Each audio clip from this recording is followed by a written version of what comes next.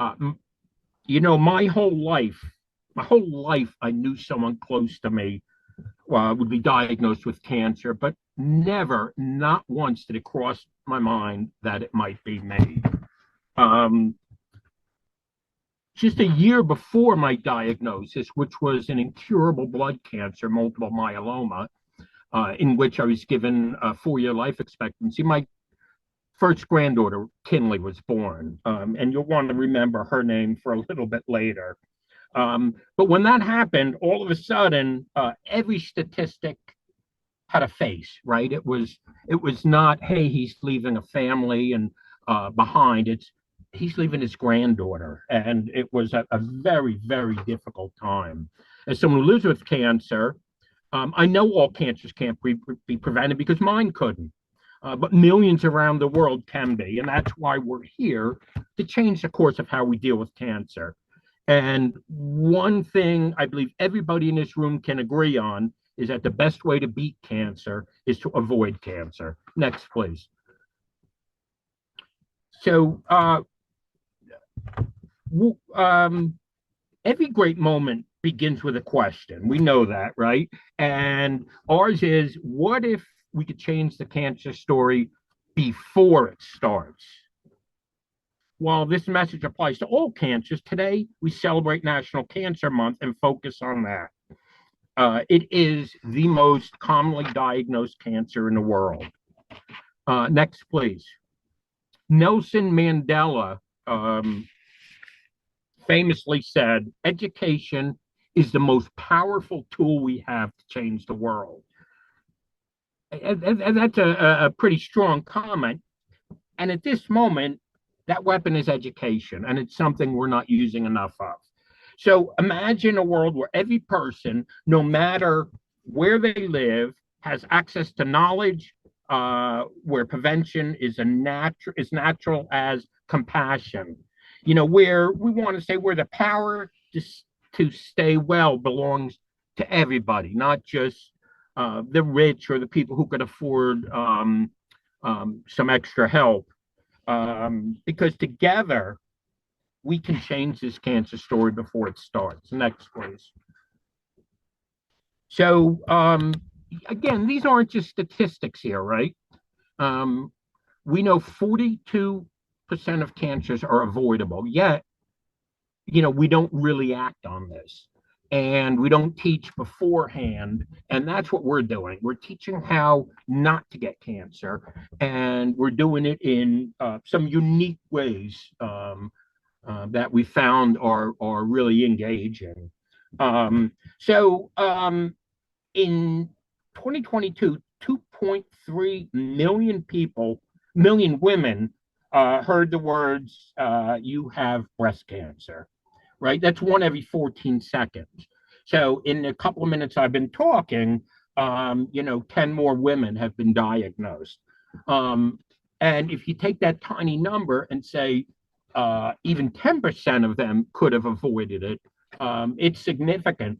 Maybe not in statistics, but it's significant to the families of those people and certainly the people that are involved. And we all know someone whose story could have been different, right? The truth is, we don't talk about it. Growing up, I never had a conversation about cancer with my parents, with my teachers, with my friends. And nearly 30% of cases are linked to lifestyle and environment factors, right? Things that we can change and that we should change. But most people, like me, learn about cancer at the exact wrong time, right? I learned about it 12 plus years ago when I was diagnosed. I had an unfair advantage, as I call her when I speak, my wife, who was a medical professional and started clinical trials programs. If you didn't have that, there's weeks wasted thinking, oh my God, I'm going to die. And then it's not fair. The world's not fair to me. So the problem isn't science, right? It's that education and access aren't reaching the people who need it the most and in the right way. We can't rely on miracles although some say mine have been. We need new, strong, effective education. Next slide, please. So imagine a world where every teenage girl knows how her choices today shape her health tomorrow, right? Um, Prevention, it shouldn't be a privilege. It shouldn't be for the ones who can afford a personal advocate or a private advocate. It's a privilege, right? Or it should be a privilege, and or it shouldn't be a privilege. It should be a right. I apologize. And quite honestly, this is a story we can all write together. Next, please. This slide is good right here. I'm sorry. Go back to the this is how we can create, please. Can we go back one? Uh, okay, go to the next one. I apologize. It's just my slides are mixed up here. So we talked about the truth. Let's go to the next slide. We already talked about this pretty much. Changing the story. Can we go to the next slide? There we go. You know, we've all heard of the ripple effect, right? You throw a stone in the water and it ripples out and makes bigger and bigger circles.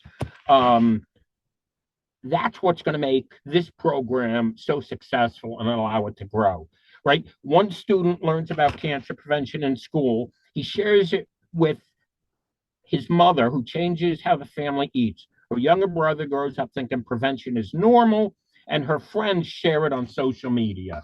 And it becomes something that's just naturally done, learning math in high school. You're gonna learn these things just as easily. That same girl, let's extend that. She goes to university and shares with her roommates.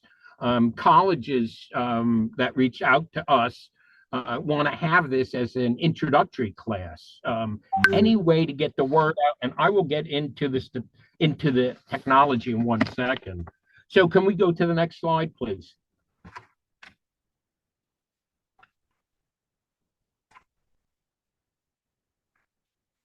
So here's what we're going to do, right?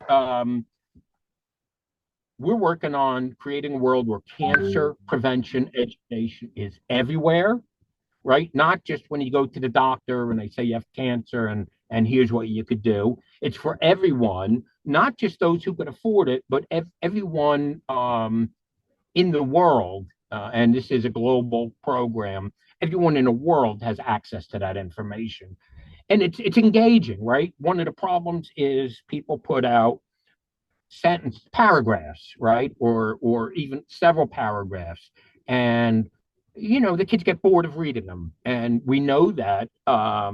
So we don't have boring pamphlets or things like that. What we do have, we're going to have things like virtual reality, Alexa skills, which is their word for an app, TikTok, human connections, old-fashioned tools, gaming, things like that. And see, the thing with our program is it's going to be successful because it's not fear-based, it's hope-driven. It's as I say here, it's not overwhelming, it's actionable. Um, and quite honestly, we just need to make today the day. Again, you heard from the numbers. In this short talk, about 80 women will have been diagnosed with breast cancer, and imagine the thousands of other cancer patients. Can we get the next slide, please?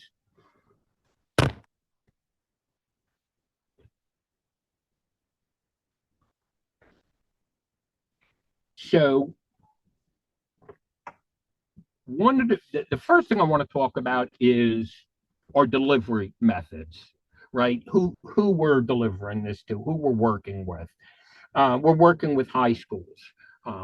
They don't have time in their health schedules, but what they're looking for is a couple of short videos to put in. Students learn, they go home, talk to their parents, who talk to their friends, and neighbors, and hopefully when someone they know is diagnosed, they have some information. Or when people aren't diagnosed, where we're really focusing, they have the ability to go up and explain why you should worry about this, why this is so important. Goes to the family. We've been contacted by workplaces. They want to have a program for their people. Faith communities. Big one that we just started working with is military. Those are the folks in their focused, easily adjusted lessons, because we know those in the military have some additional risks involved. And again, hospitals, universities, digital spaces, all of these things are going to ensure rollout. Let me give you an example. In the U.S. alone, an estimated 100 million homes have an Alexa device. I don't know if you folks know what that is everywhere. It's a voice-activated, interactive device that can be programmed to deliver information every day, every week, whatever they're looking for. Can I get the next slide, please? We seem to have done this. Mine got in a different order here. We've already spoken about the ripple effect. Can we go to the next slide, please? And I think I've covered that pretty much. In the interest of time, let's go to the next one. Okay, so this is a list, and oh, by the way, there's a lot of information on these next two slides. I'm not going to talk a lot about them, but if anybody wants more information, Michael at cancercares.international. Michael at Cancer Cares International, and I'll send you a set of these, or if you're interested in working with us, reach out also. But you could see the number of technologies and communications channels we're using here. And we just keep adding to these. In fact, if you look at the next slide, you'll see the outreach channels we have globally. And you'll see that we are on LinkedIn, Facebook, we'll be on Instagram. We're going to have amazing stuff on our website. You could read here. We speak about this at Reuters conferences, American Association for Cancer Research, and things like that. So it's really gaining. It's gaining footing. We're moving along with the development process now. Next page, please. So, we talk about the world that we can create together, right? So with this implemented, and these are very realistic numbers, because there's just millions and millions of people around the world who have one of these forms of services that we could deliver to.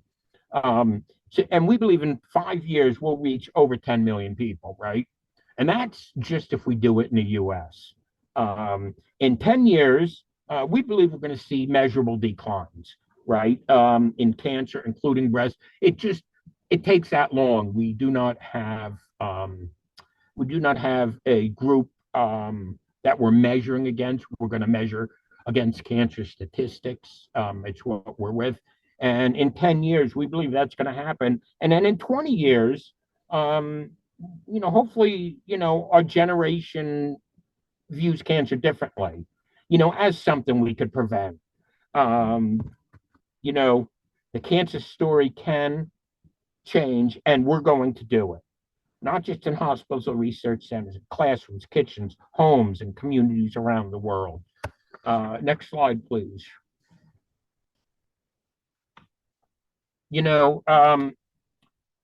After I got the shock of my cancer and came to accept it, I joined a cancer support group.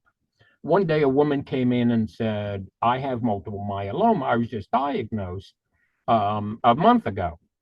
And I said to her, where do you what medications are you on? Where are you getting treated? And she says, well, I'm getting treated here at this hospital where the thing was being held, but I saw the side effects and I don't think I'm getting any treatment.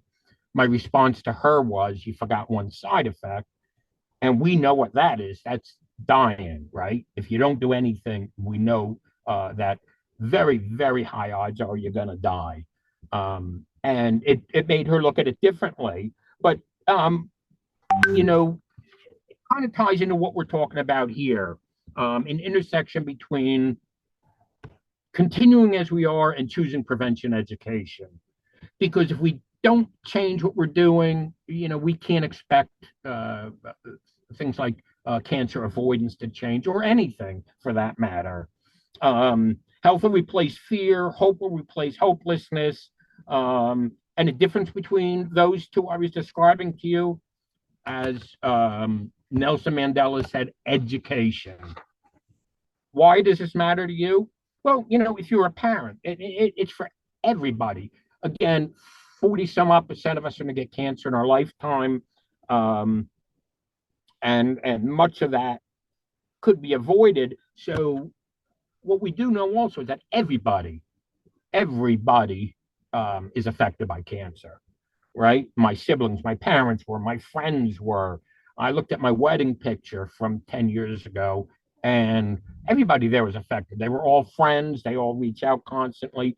So if you're a parent, your child or grandchild could grow up in a world where breast cancer is cured or significantly reduced. If you're an educator, your classroom could be where the next life is saved. If you're in healthcare, imagine preventing what you spent your whole life treating. And if you're a leader, your choices could bring prevention to millions. This is not someone else's story. This is our story. Could we go to the next slide, please? Next slide, please. I just talked about that.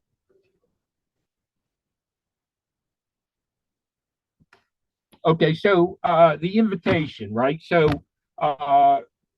we're not asking you to believe that prevention works. Science already proved that. We're not asking you to believe that education saves lives. We've already seen that happen. What we're asking is for you to stand with us. Make prevention education as normal as teaching a child to read, right? Think about prevention in everything that we do. New ways to get it out. I always dream, my great grandchildren come up to their parents and say, do you remember, I read something about this thing called cancer that killed so many people. And now we just take a pill for it. Mom and dad, what's the difference here? And that's the type of difference that this could make. So let's quickly talk about what happens next. This is not, the next slide, please, if you would. This is not theory. This is happening now. We're in the development process, and we have so many people collaborating with us and partnering with us. Schools are signing on, communities are learning together, families are changing habits. By the end of 2026, we believe a safe number is 125,000 people will receive prevention just in the United States. It'll be significantly higher as we roll this out in other countries that have been in touch with us. The movement, the model's growing, the movement is real, and it starts with us. Next slide, please. I'm almost done here. So this is the story that could be yours, right? This picture is, it's a family, it's a happy family. I'd like to imagine they're a healthy family. Again, your granddaughter comes up and says, what is this breast cancer thing I hear about? And that's when your heart melts and you say, the world is really moving in the right direction. And let me be clear, it's the world. It's not just me that can do this. I can do a huge piece of it, but we're looking for support, collaboration and partnership from across the globe. I talked to you about my granddaughter Kinley. Let me tell you from my point of view why we all need to get involved in this. When well, all cancer patients have two things in common, right? We have um, we all have our Kinleys. I'm sorry, it's just emotional for me. And we all want to spend as much time with them as possible. If you have cancer, if you don't have cancer, you don't want to get it. And I invite you, all of you, to join us in reducing the number of cancer cases, whether it's to collaborate, partner, if you just want to learn, you want to be part of one of our advisory councils. Please reach out. We need the help. We need some support from around the globe. And together we can turn education into empowerment and truly change the cancer story before it starts. I think we have a couple minutes for questions. I'm happy to answer any questions that are out there.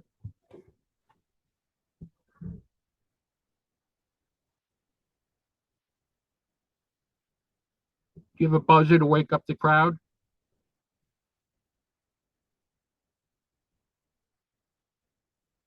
Again, Michael at cancercare dot international is my email. Michael at cancercares.international. I need your help. I need your support. Together, we really can change the world. Thank you, everybody.